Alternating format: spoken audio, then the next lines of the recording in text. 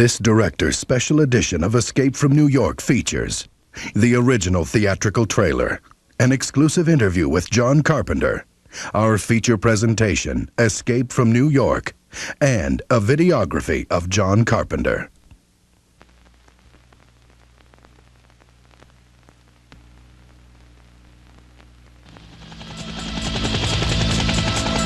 New York, 1997.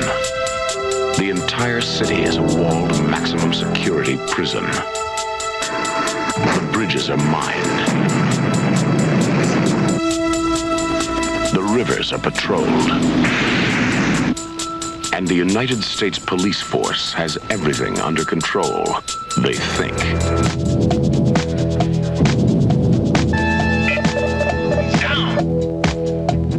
I'm going in. John Carpenter's Escape from New York, the high adventure of the future. One man must go in where no man has ever gotten out.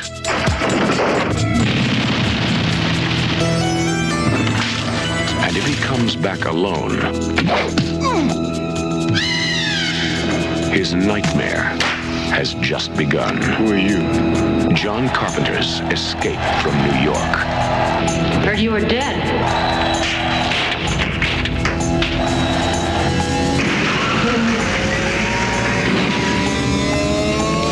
John Carpenter's Escape from New York, the greatest escape of them all, is about to blow the future apart.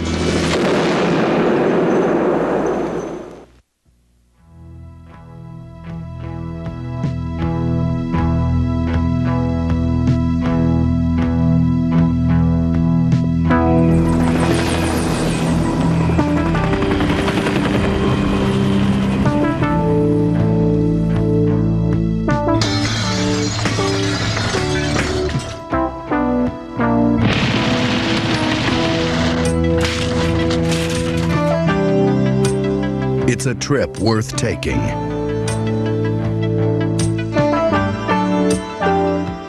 A solidly satisfying actioner which delivers enough thrills to please the mainline hot weather crowd. This isn't the nightmare of someone who stayed in town last weekend, but the eerie premise of Escape from New York, the very fine-looking suspense melodrama by John Carpenter.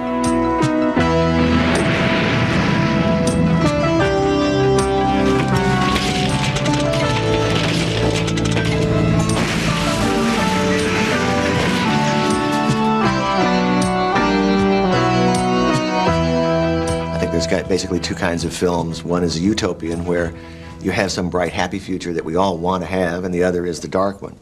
And Escape from New York is extremely dark. It's about a police state, and it's about the world's biggest, most vicious prison.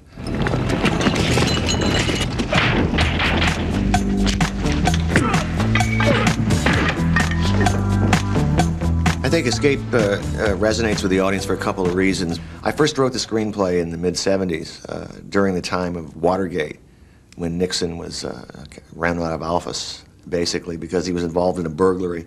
The whole feeling in the nation was one of real cynicism about our president. I wrote the screenplay, and no studio wanted to make it. They all said, well, you know, we've beaten up on the president enough. We can't have this kind of dark view. So it languished while American history went on, and I went on to other things. When the movie came out, we were all reacting to the hostage crisis in Iran. And I think that Snake Plissken is a guy who takes on this mission and actually gets it accomplished. And we were all kind of ready for that, because back in those days, the military was put down during the Carter years and wasn't very good, and Reagan was just coming into power, and we hadn't really had Rambo yet. So all of a sudden, this became a world of a whole lot of greed, and the streets became dangerous once again, and it started to escalate into the 90s, and now you have an incredibly violent society. And it seems to me that Escape kind of attends to all of those things. It's kind of America, in a way, put into the future, and it's both our fears and what we would like to have happen. When we went to make Escape from New York, we only had about $6 million. And this was a big, sprawling, futuristic world. It was an inside of a prison. We had to do it very efficiently, and we had to do it with a big scale. 1977, there was a big fire in St. Louis. It burned out a whole bunch of downtown. So we decided, hey, let's move in there and make that New York. Because it's basically an Eastern look. We shot at night. We wet the streets down so it reflected the lights. And the town let us shut off all the electricity for blocks and blocks and blocks. And we lit the city. So basically what you've got is this shell, an empty city with a lot of bonfires and rubble in the street. This was a look, a dangerous, futuristic look that we created. It's basically film noir. It's basically from the 40s. There is one real New York shot in Escape from New York. The rest of it is done in St. Louis. But we did shoot the Statue of Liberty. That was a real New York shot right out on Liberty Island. Brought the whole crew and everything and tied it in. If you watch the shot, it's a long dolly shot that follows a character through a booth, and he walks from the Statue of Liberty on Liberty Island, and you pan him out into the Sepulveda Basin right here in Van Nuys, where the rest of the set was built. And it's put together by a kind of a seamless, dark mat on the camera.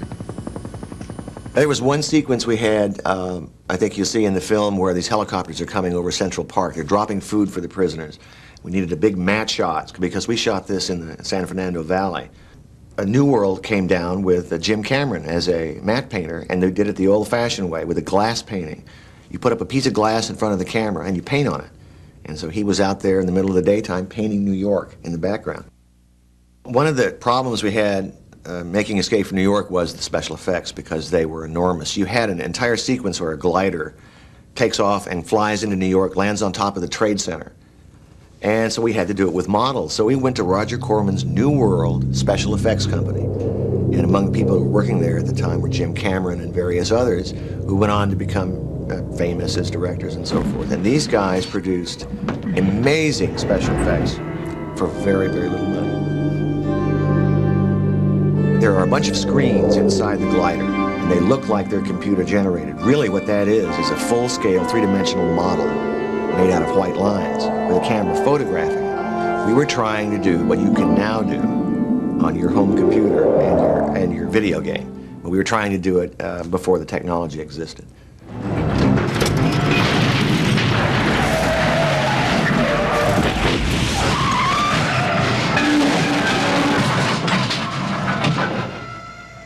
Talking about Escape from New York, I have to really bring up Nick Castle. He brought something to this movie that wasn't there before. This was basically a straight action film, and at one point I realized it really doesn't have this kind of crazy humor that people from New York would expect to see. So I asked him to come and write it with me. He's an old school pal from USC. We went to film school together. His background is his dad was a choreographer and a lot of song and dance stuff, and he brought in the whole Broadway element. They go up, Snake goes into a theater, and up on the stage, prisoners are doing a very, very bad song and dance.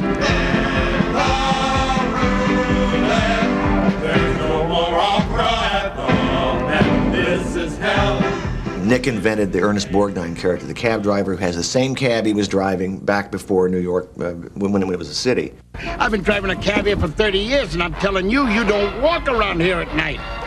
Yes, sir. It'll kill you, strip you in 10 seconds flat.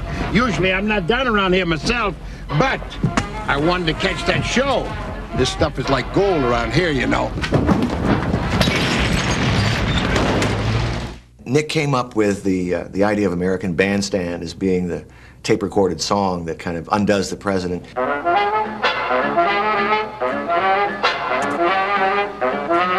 His skewed sense of humor was something I think that we needed in this movie in order to not make it quite so bleak. In other words, there were things you could laugh at, there were things you could hang on to.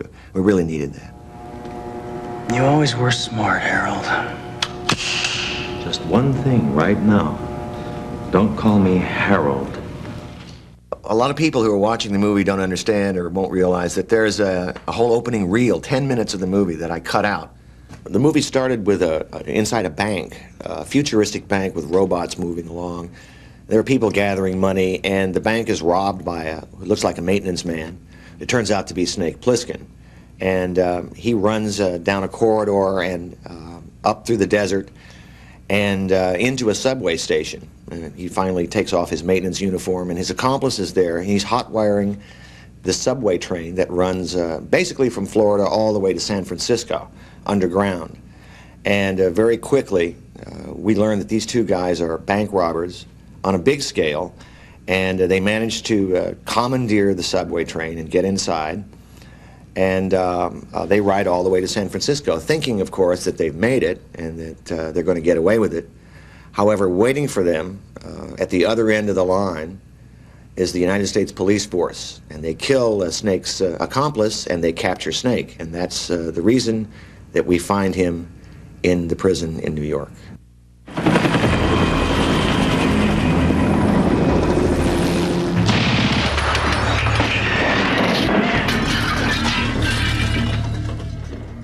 Escape from New York was an action science fiction picture. But basically, if I had to be really honest with you, it's a Western.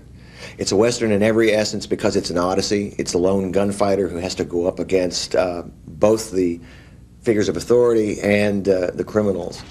And that's what Snake Plissken is. You know he's the hero. You know he's the guy you're rooting for. But he's a bad guy. He's a gunfighter. He's a guy who'll blow your head off. You want to see him sprayed all over that map, baby? Where's the president? Swear to God, Snake, I don't know. Fuck with me. I like to make Westerns and odyssey movies. Assault on Precinct 13. Actually, Starman is a kind of a Western. And the movie I'm just making now, In the Mouth of Madness, is basically an odyssey Western. It's a balls-out horror movie, okay? But it has Western elements to it.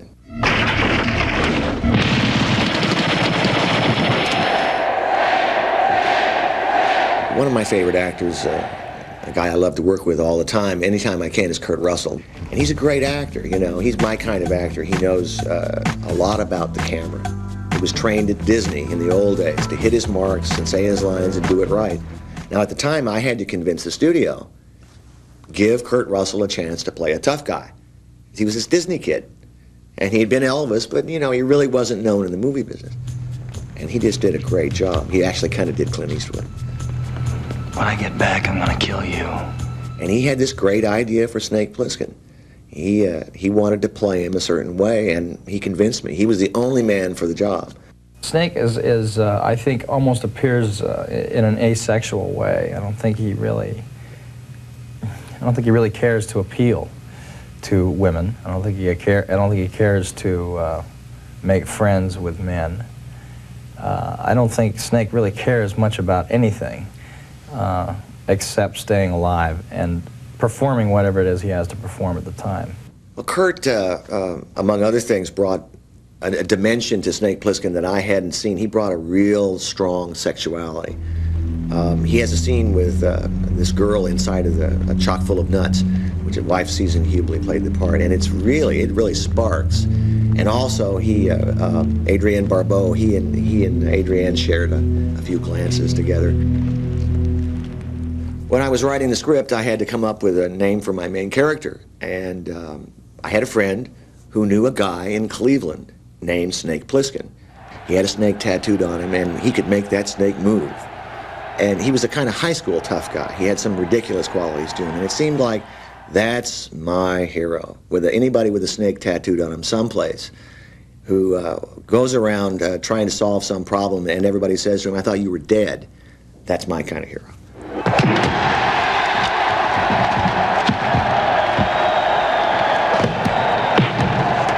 One of the most difficult scenes to shoot was the match between Snake and this giant guy, okay? And they started fighting with clubs with nails in them and trash cans, and we used a professional wrestler, Ox Baker, who's a fantastic guy. He's about 7 feet tall, 400, 500 pounds.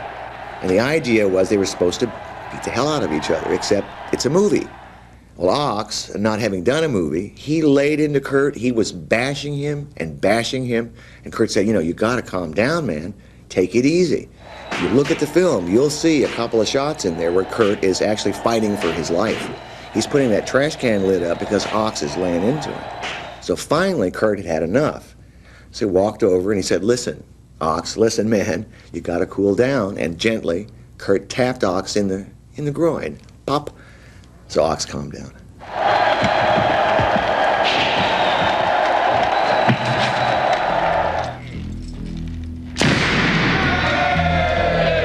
What did I teach you? You are Duke. New York, you're A number one. I can't hear you.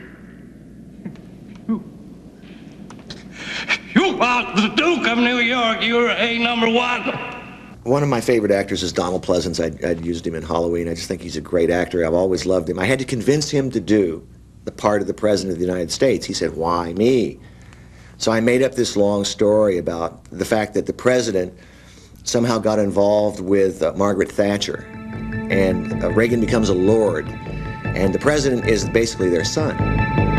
God save me and watch over you all. And he's come over here, and he's running the place, but he's kind of the right-wing ideologue of the 80s. That's who Donald played. Hey, number one! You're the Duke! You're the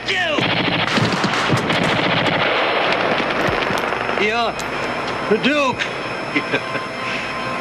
A number one.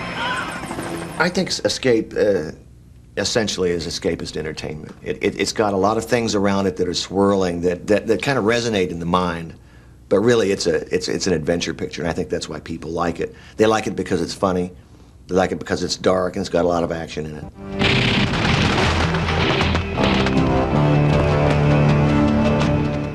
Good science fiction has to have an element of truth. There's something about it that you have to believe. You have to believe it's possible. I believe that it's possible that New York could become a prison. It's not that hard. Just seal it off. There you go. It's actually kind of like that now. And I think there's something that resonates for the audience when it's true. And there's got to be some truth in any film. And I wouldn't hesitate to call something great until it kind of exists for a while. Maybe 10 years, maybe 15, 20 years. Then let's look back and see what the great films are.